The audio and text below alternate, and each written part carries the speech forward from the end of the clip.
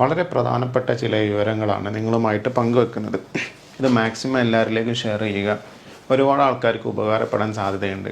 കാരണം ഒരുപാട് ഫാമിലി ഇന്ന് ആശങ്കയിലാണ്. മറ്റൊന്നല്ല, വിവാഹ പ്രായത്തിലുള്ള ഉയർച്ച. കഴിഞ്ഞ സ്വാതന്ത്ര്യദിന പ്രഭാഷണത്തിൽ നരേന്ദ്രമോദിയുടെ പ്രധാന വിഷയങ്ങളിൽ ഒന്നാണ് വിവാഹ പ്രായത്തിലുള്ള ഉയർച്ചയെക്കുറിച്ച് അദ്ദേഹത്തിൻ്റെ സംസാരം. അതിന് കഴിഞ്ഞ ജൂൺ മാസത്തിൽ 10 അംഗ സംഘത്തെ നിയോഗിച്ചിട്ടുണ്ടായിരുന്നു. ജയ ജെയ്റ്റ്ലിയുടെ നേതൃത്വത്തിൽ ഒരു 10 അംഗ സംഘത്തെ. അവരുടെ ഉത്തരവാദിത്തം ഏതൊക്കെ നിയമം ഭേദഗതി ചെയ്യണം, എത്ര കാലത്തിനുള്ളിൽ നടപ്പാക്കാൻ കഴിയും, എപ്പോഴാണ് നടപ്പാക്കേണ്ടത്, ഇതൊക്കെ കണ്ടെത്തിയിട്ട് റിപ്പോർട്ട് സബ്മിറ്റ് ചെയ്യാനാണ് ഈ ഒരു 10 അംഗ സംഘത്തിൻ്റെ ഉത്തരവാദിത്തം ഉണ്ടായിരുന്നത്.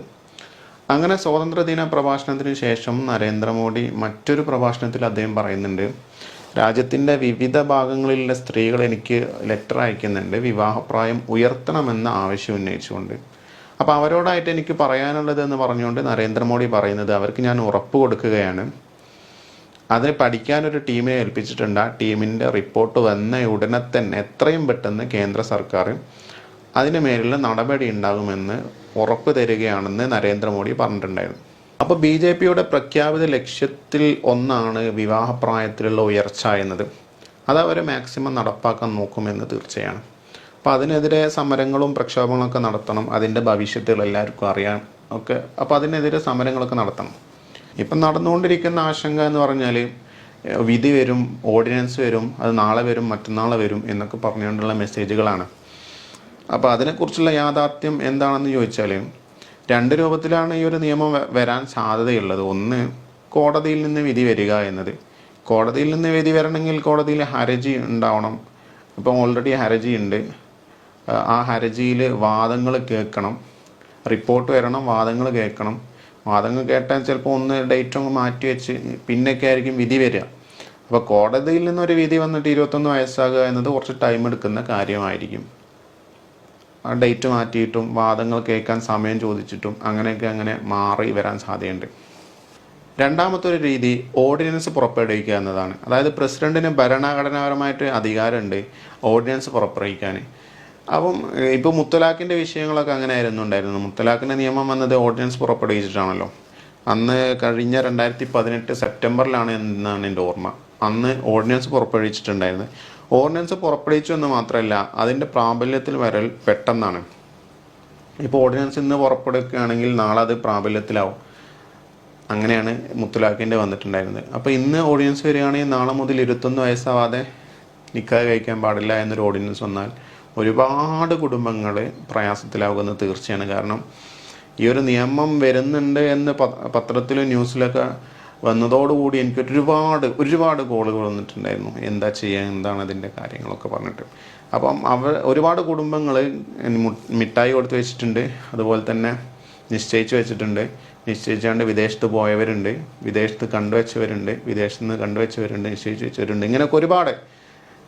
അപ്പോൾ അവരൊക്കെ വളരെ പ്രയാസപ്പെടുന്നൊരു സാഹചര്യമാവും ഇങ്ങനൊരു ഓർഡിനൻസ് വരികയാണെങ്കിൽ.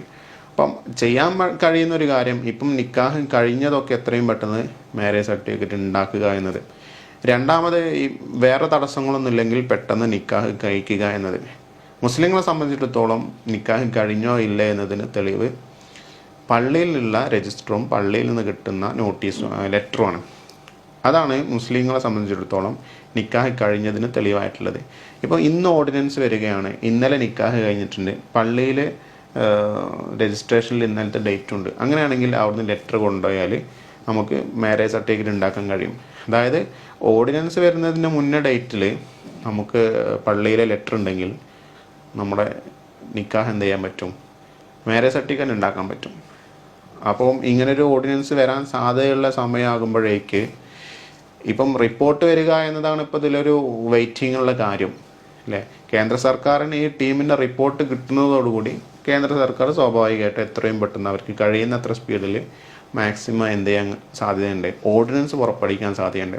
അപ്പോൾ ആ ഓർഡിനൻസ് പുറപ്പെടുവിക്കുന്നതിന് മുന്നേ ആയിട്ട് നിക്കാഹ് കഴിക്കുകയാണെങ്കിൽ ഇപ്പം വിദേശത്തുള്ളവർക്ക് തന്നെ ഇവിടെ ഏൽപ്പിച്ചുകൊണ്ട് വക്കാലത്ത് കൊടുത്തുകൊണ്ട് നിക്കാഹ് കഴിക്കാൻ പറ്റും.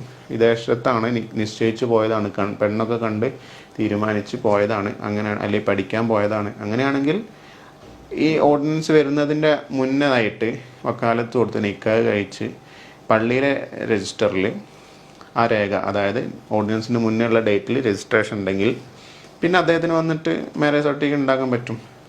അതൊക്കെ അതിൻ്റെ ഒരു നിയമപരമായിട്ട് വശം തന്നെയാണ്. മുസ്ലിങ്ങളെ സംബന്ധിച്ചിടത്തോളം മാരേജ് സർട്ടിഫിക്കറ്റ് ഉണ്ടാക്കണമെങ്കിൽ എന്ത് വേണം? പള്ളിക്കലെ ലെറ്റർ വേണം. അത് ഈ ഓർഡിനൻസ് വരുന്നതിന് മുന്നേ ആകുമ്പം 21 വയസ്സാകാതെ തന്നെ 18 വയസ്സിൽ എന്ത് ചെയ്യാൻ പറ്റും? മാരേജ് സർട്ടിഫിക്കറ്റ് ഉണ്ടാക്കാൻ പറ്റും. അതാണ് പെട്ടെന്ന് ശ്രദ്ധിക്കേണ്ട ഒരു കാര്യം. അപ്പം വേറെ തടസ്സങ്ങളൊന്നും ഇല്ലെങ്കിൽ ഒക്കെ സ്പീഡാക്കി ചെയ്തു വെക്കുക.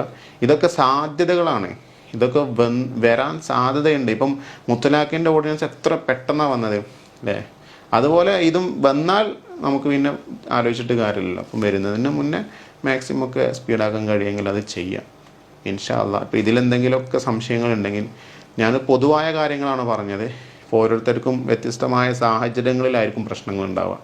അവർക്കൊക്കെ ആവശ്യമുണ്ടെങ്കിൽ ഈ ഇതിൽ കാണുന്ന വീഡിയോയിൽ കാണുന്ന നമ്പറിൽ വിളിച്ചിട്ട് അന്വേഷിക്കാവുന്നതാണ് ഇൻഷാ അള്ളാ. കഴിയുന്ന മറുപടികളൊക്കെ പറഞ്ഞുതരാം. അസ്സലാമു അലൈക്കും.